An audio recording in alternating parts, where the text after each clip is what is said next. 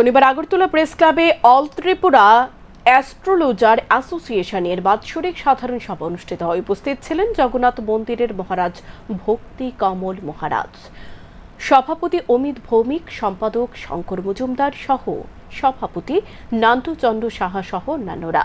সম্পাদক শঙ্কর মজুমদার জানান, প্রতি বছরের ন্যায় এই বছরও বাৎসরিক সাধারণ সভার আয়োজন করেছে অল ত্রিপুরা অ্যাস্ট্রোলজার অ্যাসোসিয়েশন। মূল উদ্দেশ্য হল যাতে সমাজকে এবং যারা জ্যোতিষ শাস্ত্র নিয়ে কাজ করছেন তাদের সৎ উপদেশ দেওয়া, তাহলে প্রকৃত সমাজ সেবা হবে বলে অভিমত ব্যক্ত করেন তিনি। অল ত্রিপুরা অ্যাস্ট্রোলজার অ্যাসোসিয়েশনের তরফ থেকে আমাদের আজকে 15তম বার্ষিক সম্মেলন হচ্ছে। এই অনুষ্ঠানে আমরা প্রত্যেক বছরই করে থাকি। এই অনুষ্ঠানের মাধ্যমে আমরা বিভিন্ন বার্তা দিই মানুষকে, যেন জ্যোতিষ চর্চা, জ্যোতিষ বিষয় নিয়ে যে আলোচনা এগুলো যেন সমাজে ভালো এগিয়ে নিয়ে যায়, সবাই সুন্দর পথ নিয়ে চলে সবাই। আমাদের 15তম বাৎসরিক 15তম এটিটিএর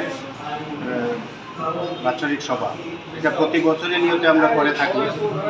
এটা একমাত্র জ্যোতিষদেরকে সৎ উপদেশ দেওয়া এবং আমরাও যেন সৎ পথে থাকি, সেই জন্য এই অনুষ্ঠান করা।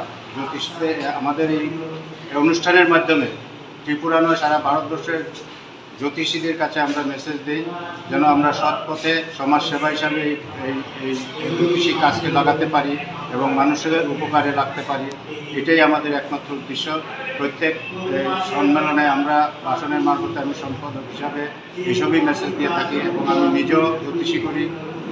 জ্যোতিষী যে করি, এটা কীভাবে করি আমি, মানুষের সেবা, মানুষকে যেন বাঁচানো যায়, কিভাবে বিপদ থেকে উদ্ধার করা যায়, কিভাবে নানা রকম সমস্যার থেকে উদ্ধার করা যায়, সেই নিয়ে পরামর্শ দিয়ে থাকি।